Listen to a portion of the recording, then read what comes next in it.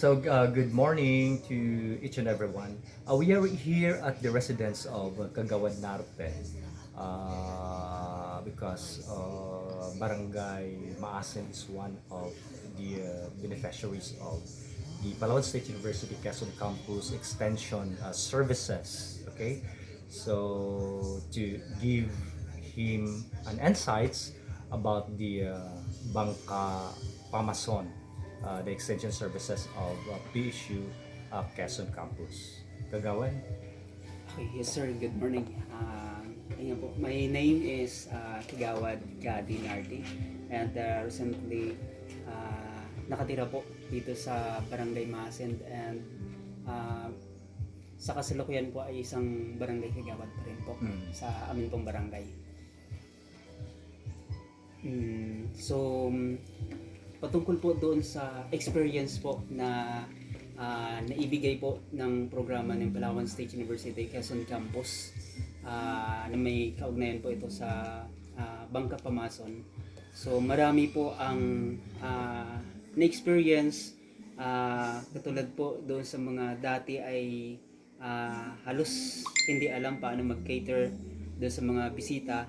So natuto po yung mga mamamayan ng Barangay Maasin kung paano mag-guide, mag-cater doon sa mga at pagtanggap doon sa mga bisita na pumunta sa Bangka Pamason.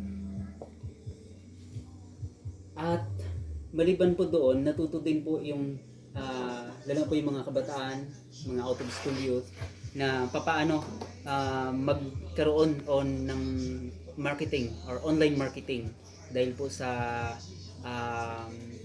napakabilis po ng pag-promote via online dito sa programang ito at natutuwa po ang mamamayan community, lalo po yung mga kabataan na natuto sila kung paano i-market ang produkto ng Bangka Pamason at nagkaroon din ng bunga ang lahat ng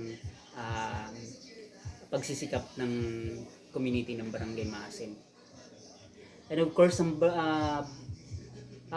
Bangka Pamason ay nabisita na rin po ng makailang beses dahil po doon sa pag-promote ng mga online marketing. So, isa na rin po doon ang mga barangay officials, secretaries ng buong barangay munisipyo ng Quezon. At hindi rin siyempre nagpahuli ang DALG na bumisita rin sila last year, na natuwa din po sila at naipakilala na isa sa mga naibigay po ng masabi natin na produkto na mula sa Palawan State University Quezon Campus. At syempre po nagpapasalamat po as part po ng extension services ng Palawan State University Quezon.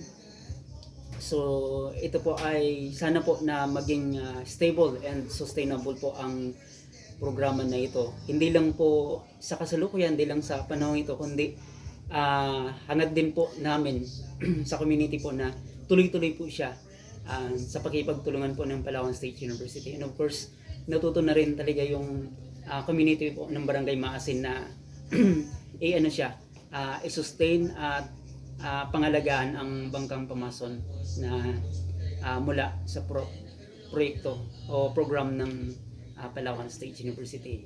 Nagpapasalamat po kami in behalf po ng officers ng Bangka Pamason sa Palawan State University, kay Sir, kay Direk, at sa lahat po ng mga faculty, staff ng Palawan State University.